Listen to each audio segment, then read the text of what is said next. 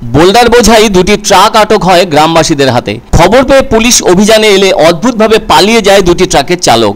এমন ঘটনায় বেজায় ক্ষুব্ধ হন গ্রামবাসীরা। ওই ঘটনাটি ঘটেছে ধূপগুড়ি থানার অন্তর্গত ঝাড় আলতা 2 নম্বর গ্রাম পঞ্চায়েত এলাকায়। এদিকে ধূপগুড়ি থানার অধীনে থাকা ডাউকিমারি আউটপোস্টের পুলিশ পৌঁছলে ওই দুটি বোল্ডার বোঝাই ট্রাকের চালক পালিয়ে যায়। এ ব্যাপারে গ্রামবাসীদের অভিযোগ, বেশ কয়েকদিন ধরে রাতের অন্ধকারে গ্রামের চাপা রাস্তা দিয়ে বোল্ডার বোঝাই ট্রাকগুলি যাতায়াত করে থাকে। আর এই যে এভাবে বোল্ডার বোঝাই গাড়িগুলি অবাধে তাদের এলাকা দিয়ে চলাচল করায় তাদের একরকম জীবন অতিষ্ঠ হয়ে উঠেছে বলে অভিযোগ।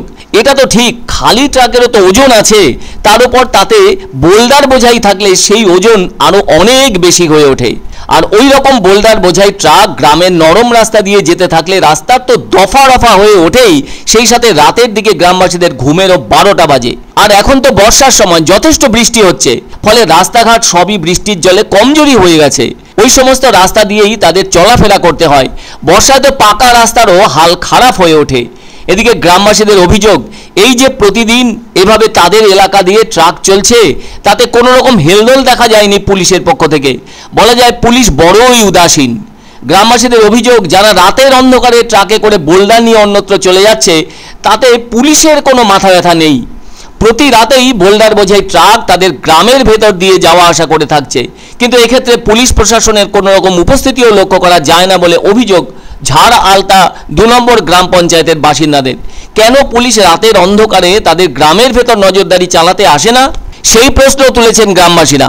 গ্রামবাসীদের কথায়, পুলিশ যদি সঠিকভাবে চিন্তা ভাবনা করত তাহলে ঠিক ছুটে আসতো তাদের গ্রামে, আর ধরাও পড়তো একের পর এক বোল্ডার বোঝাই ট্রাক, গ্রেপ্তার হতো ট্রাক চালকেরা।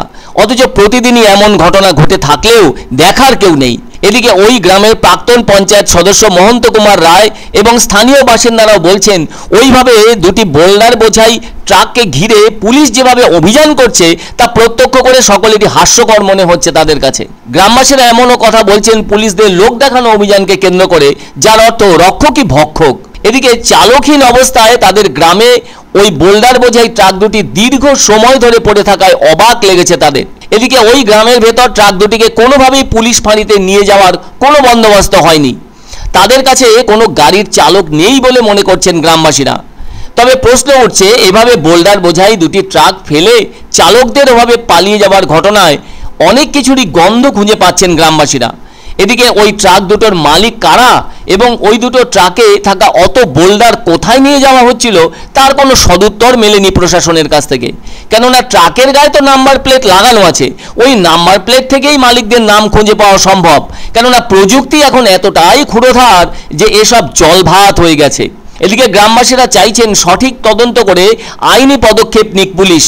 আবার এ ধরনের বেআইনি বালি পাথর পাচারকারীদের বিরুদ্ধে প্রশাসন ব্যবস্থা নিক বলেও দাবি ওখানকার বাসিন্দাদের। এদিকে পুলিশ স্থানীয় 2 জন গাড়ি চালককে খুঁজে পেয়ে তাদের সহায়তায় ওই ট্রাক দুটিকে বাজেয়াপ্ত করে পুলিশ ফাঁড়িতে নিয়ে যাওয়ার ব্যবস্থা করেছে ওই গ্রাম থেকে।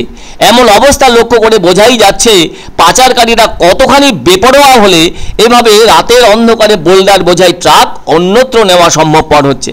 দাঁড় করানো ছিল, দেখতেছি পুলিশ আটলো, গাড়ি থেকে আটক করছে। গাড়ি মানে গাড়িতে পাথর ভর্তি ছিল, কিন্তু এটা বৈধ না অবৈধ সেটা বলতে পারতেছি না। পুলিশ এসে গাড়ি থেকে নিয়ে গেল।